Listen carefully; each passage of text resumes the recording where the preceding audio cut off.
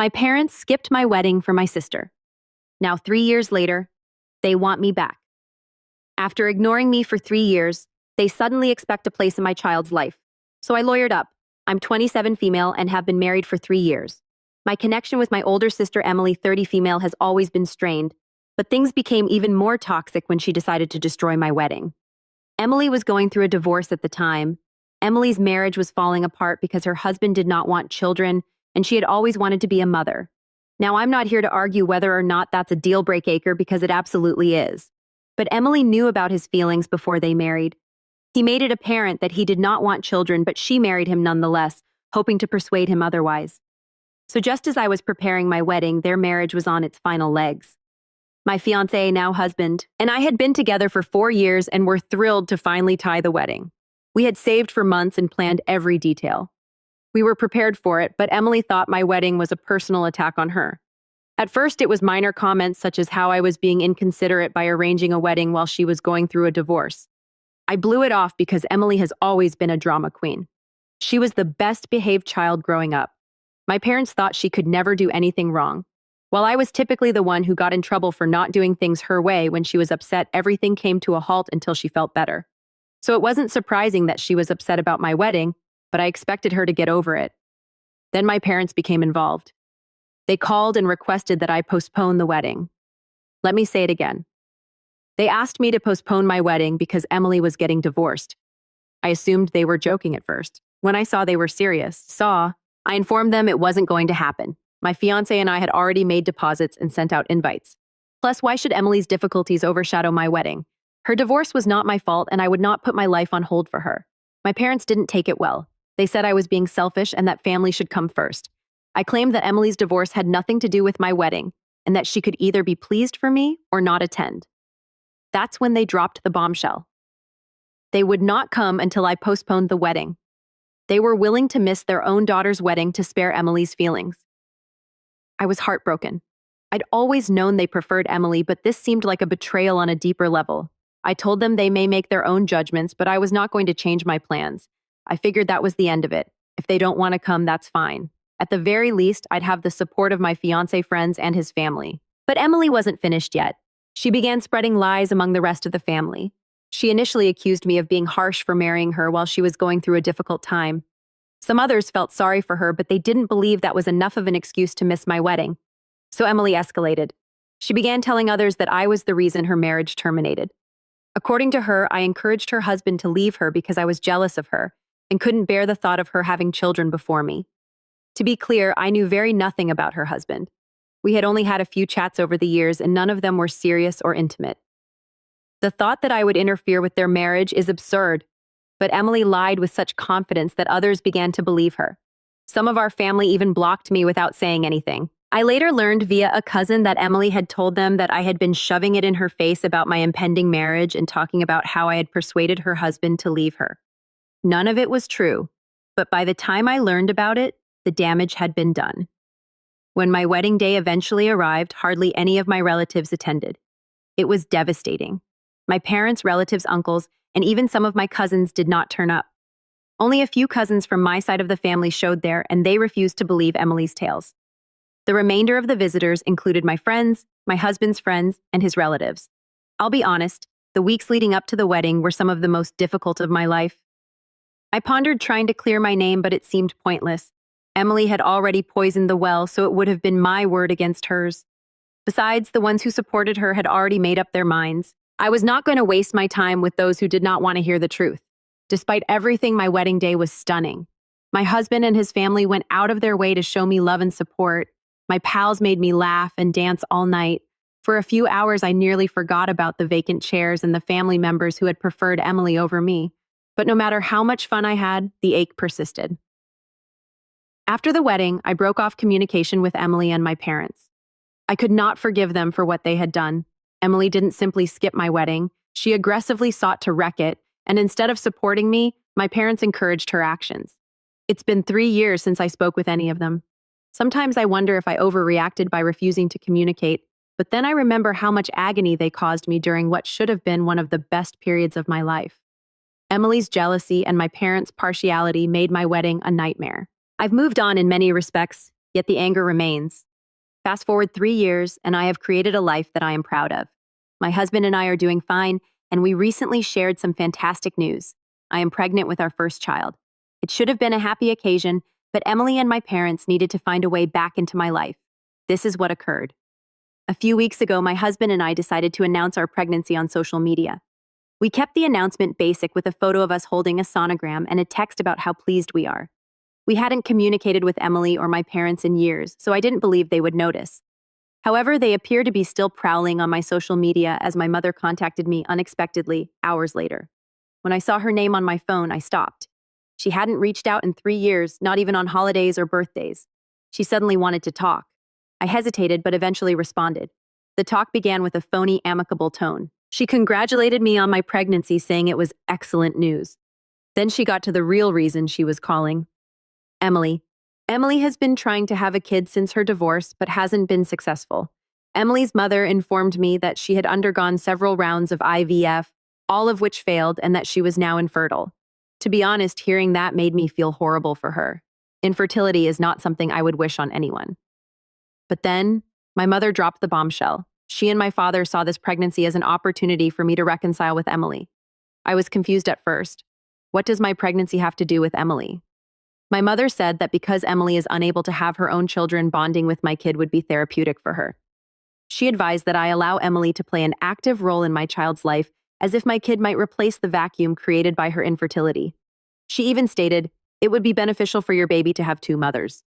I was speechless. This woman hadn't spoken to me in 3 years, and now she wanted me to share my newborn kid with the sister who ruined my wedding. I told her no right away. I said that Emily and I were not on speaking terms, and there was no way I was letting her near my baby. My mother tried to guilt-trip me, telling me that Emily was distraught by her infertility and needed her family's support more than ever. She even hinted that I was being unkind by depriving her the opportunity to bond with her future niece or nephew. I abruptly shut her down. I told her I couldn't fix Emily's life or make her feel better about her decisions. I also pointed out that if they truly cared about me or my baby, they would not have waited until I was pregnant to contact them. My mother did not take it well. She accused me of being harsh, claiming that I was letting old grudges ruin my chance to reestablish our family. I ended the phone before saying anything I'd regret. Over the next few days, both my father and Emily attempted to reach me. My father's approach was similar to my mother's. He presented it as an opportunity for us to recover as a family, insisting Emily's intentions were pure. According to him, Emily was not attempting to take over or replace me as a mother. She only wanted to be involved because the baby will be related to her by blood. He even suggested that I get Emily's help once the baby arrived. I told him the same thing I told my mother. I didn't need Emily's aid, and I certainly didn't want her near my child. My spouse and I already have a strong support structure in his family and among our friends. Emily and my parents could have ignored me for another 3 years if they wanted to. Emily's communications, on the other hand, told a completely different narrative. She didn't bother faking niceness. She accused me of being selfish and claimed I owed her the opportunity to be a part of my baby's life. She even branded me callous because I refused to include her. I initially ignored her texts, but when she began pestering me, I eventually blocked her. I wish I could say that was the end of it, but my parents were unwilling to give up. They contacted me back a few days later, this time together, and attempted to push the idea one more time. My mother genuinely stated, "Emily's been through so much, and this baby could be the family's way of making things right." I couldn't believe what I heard. My unborn child hadn't even arrived yet, and they were already treating it like a peace sacrifice for Emily. That was when I lost it. I told them I saw through their phony worry and wouldn't let them shame me into this idiotic scheme.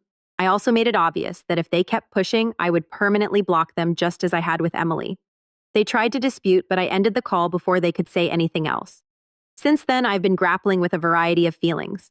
On the one hand, I feel justified in staying firm. My parents and Emily demonstrated their priorities by skipping my wedding and spreading rumors about me. They do not deserve a place in my child's life. But on the other hand, I can't help but be angry and upset that they would try to manipulate me in this way. It's as if they've learned nothing over the last 3 years. For the time being, I am concentrating on my pregnancy and attempting to have a positive attitude. My husband has been fantastic throughout all, and his family has been extremely supportive.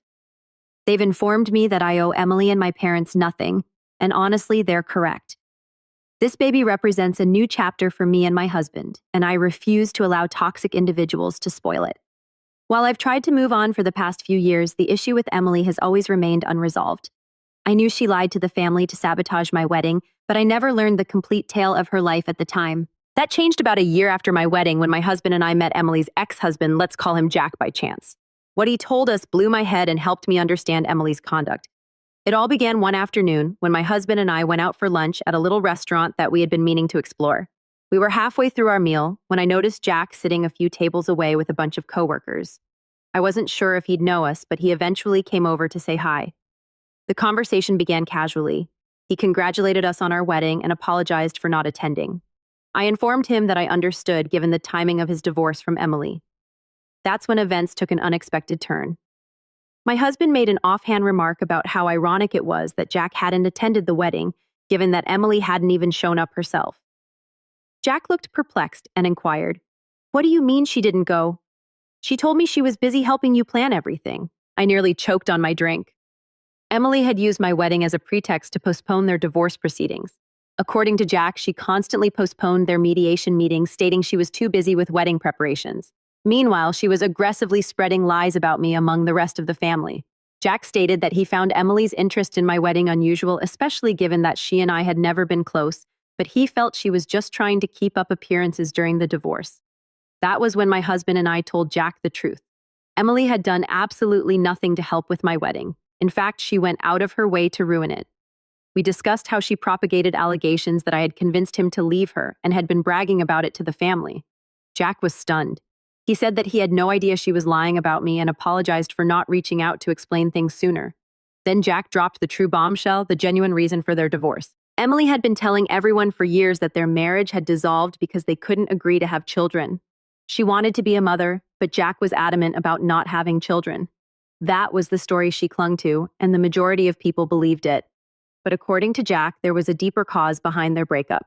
Jack stated that after months of battling over kids, he had begun to reevaluate his position.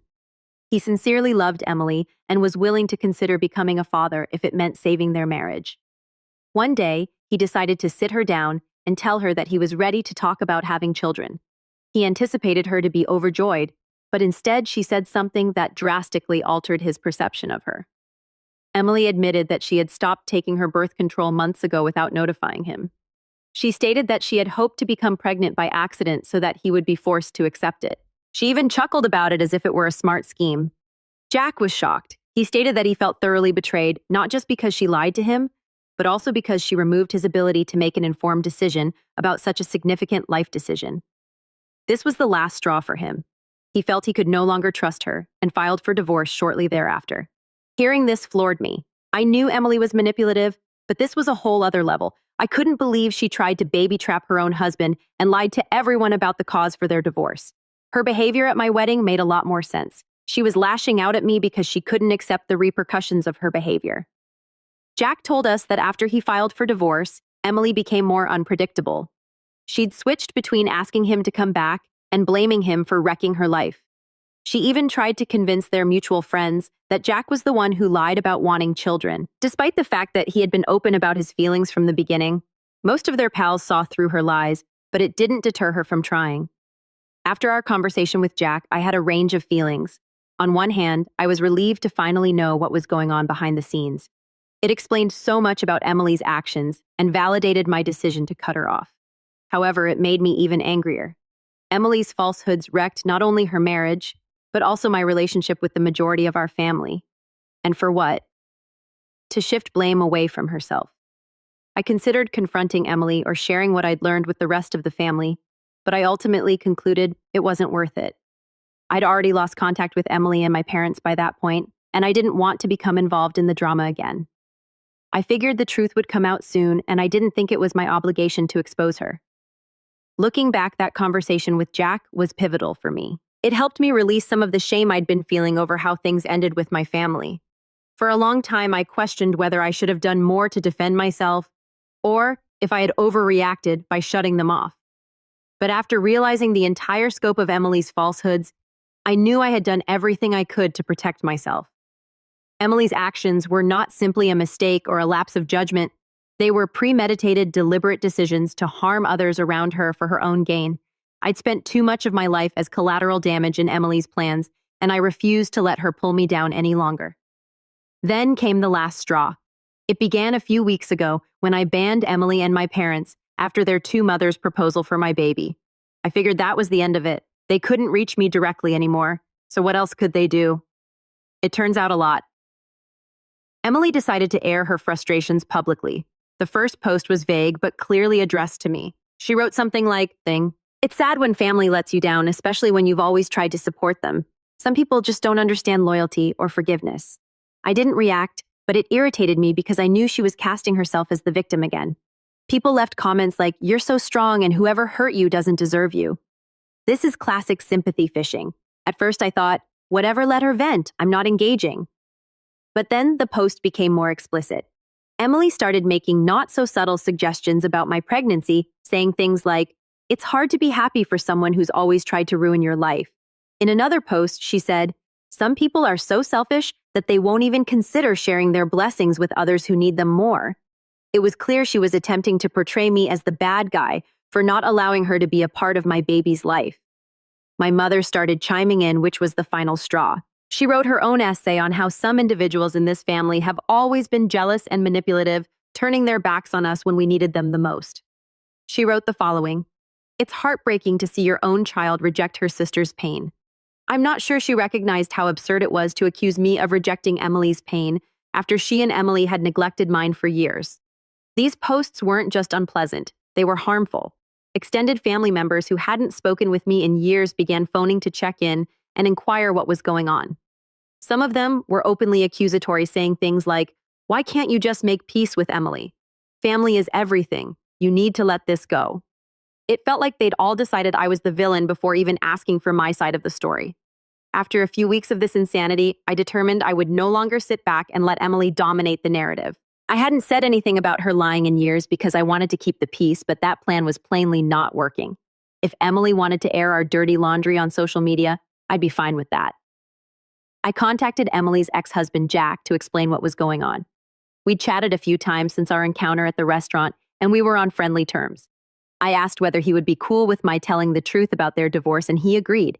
He even volunteered to back me up in case anyone questioned my story. So I made a huge post to explain everything. I described how Emily destroyed my wedding by spreading lies about me, how my parents condone her behavior, and how they attempted to guilt me into sharing my baby with her. Then I revealed the truth behind her divorce. She had discreetly stopped taking birth control in order to baby trap Jack, and her manipulative behavior was the true cause of their divorce. The reaction was explosive. Within hours, my phone was flooded with texts from family members. Some were encouraging, stating that they had no idea Emily was capable of such actions. Others were enraged, accusing me of leaking sensitive family information and kicking Emily while she was down. Emily and my parents were unusually quiet at first, which told me they had no idea how to spin this, but of course they did not remain silent for long. A few days later, Emily posted that I had manufactured the entire tale out of envy. She claimed I had always been upset with how close she was to our parents and accused me of attempting to turn the family against her. My parents backed her up, saying they just wanted to restore the family and never expected such harshness from me. At this time, I wasn't even upset. I was drained. I had told the truth, and anyone who still wanted to believe Emily was welcome to do so. I was not going to waste my time debating with those who had already made up their minds. I left the post up for nearly a week before deleting it. Not because I regretted what I said, but because I didn't want negativity on my social media. Since then, things have cooled down a little. The majority of Emily's family has gone quiet, and a handful have even contacted out to apologize for previously accepting her lies. Emily and my parents, on the other hand, continue to portray themselves as victims. They've made a few more posts about how families should stick together, no matter what, and how they simply want peace, but I haven't responded. I believe I have done everything I can to defend myself.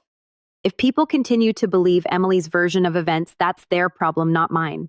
I have a baby on the way, and I am not going to let toxic people take up any more space in my life. That's where things stand right now. If you've ever had a family member publicize your drama on social media, I'd love to learn how you dealt with it. Thank you for reading. Hello, everyone. The channel has been slowing down a bit, and I've spent a lot of effort locating these stories for you. If you enjoy the article, please click the subscribe button. It means everything and contributes to the continued success of this adventure. Let us grow together. Now let's get to the last update. Final update. Hello, Reddit. I didn't intend to post again, but the universe and my family had other intentions. I believed I had finished this chapter, but Emily, 30 female, and my parents were not ready to let go. If you've been following my posts, you've already heard the tale. If not, here's a quick recap. My sister Emily destroyed my wedding, my parents supported her, and then they all tried to guilt me into letting Emily play second mother to my unborn child. I've had no interaction with them in a long time, but they've now taken their entitlement to a whole new level. This update could be the wildest yet, so buckle up. A few weeks ago, I noticed unusual activity on my social media accounts. My pregnancy posts, simple updates like baby bump pics or nursery prep received weird remarks.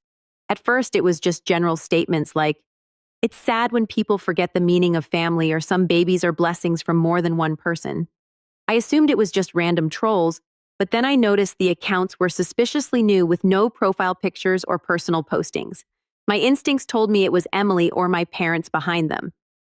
I shook it aside since honestly I'm used to their shenanigans by now. However, things quickly became very serious. One account left a comment saying, "You should be careful. Some people don't deserve to raise children." That one shocked me. I erased the comment and blocked the account, but I couldn't shake the sense that someone was watching me. My landlord called and things took a terrible turn. Someone had called pretending to be me and asked whether I was planning to move out soon. They claimed to be my sister and offered to assist with the process. Fortunately, my landlord did not trust them and called me to confirm. I was infuriated. This was a clear violation of my privacy, and I had no doubt Emily was behind it. I confronted my parents against my better judgment, and they didn't even dispute it. My mother replied something like, "Emily was just trying to help because she knows you'll need more space with the baby coming." I lost it. I told them it wasn't Emily's business to interfere with my housing problem, and she had no authority to call my landlord. My father tried to calm me down by saying, "She's just excited about the baby. Can't you let her be a part of this?" That's when I hung up. I wasn't going to waste my breath arguing with folks who clearly didn't understand how absurd this was. The final straw came last week when I found Emily and my parents had been contacting my husband's family without my knowledge. My mother-in-law called me perplexed because Emily had sent her a lengthy message over Facebook. Emily depicted herself as a victim in the message, stating that I had cut her out of my life for no reason, and that she was distraught over being excluded from the lives of her nieces and nephew. She even recommended that my in-laws intercede between us because this baby deserves a whole family. My mother-in-law, bless her, shut that down right away. She informed Emily that we were content with our family and didn't want anyone meddling. But what bothered me the most was Emily's initial contact. It felt like a serious violation of boundaries. She wasn't only troubling me, she was involving my husband's family in her mess. After that, I decided it was enough. I filed a police report on the landlord incident and the harassing comments on social media. I also sent Emily and my parents a cease and desist letter through a lawyer stating unequivocally that if they continued to harass me or my family, I would not hesitate to seek legal action. Of course, they did not take it well. My mother called sobbing and said, "How could you do this to your own family?" Emily sent me a lengthy email accusing me of being cruel and nasty. She even remarked, "You're depriving me of the chance to experience motherhood through your child." That line made my skin crawl. I don't know how she doesn't notice how insane she sounds. My father attempted to shame me, saying, "This is tearing the family apart. You've made your point, but can't we just move on?" I reminded him I wasn't the one ripping the family apart. They were. I've given them numerous opportunities to respect my boundaries, and they've squandered each one. I don't even feel bad about cutting them off anymore. I feel relieved now. I've entirely avoided contact. I changed my phone number, made all of my social media private, and informed my landlord and work about the matter in case they tried anything else. My spouse and I are also considering adding security cameras around our home. I hate that it has come to this, but I am not taking any chances when it comes to my baby's safety. Despite everything, I am experiencing a peculiar sense of peace. For the first time in years, I have regained control of my life. My husband and I are thinking about the future and getting ready for our baby's birth. His family has been fantastic throughout this, and I am so appreciative for their support. This kid will be surrounded by so much love, and that is all that matters.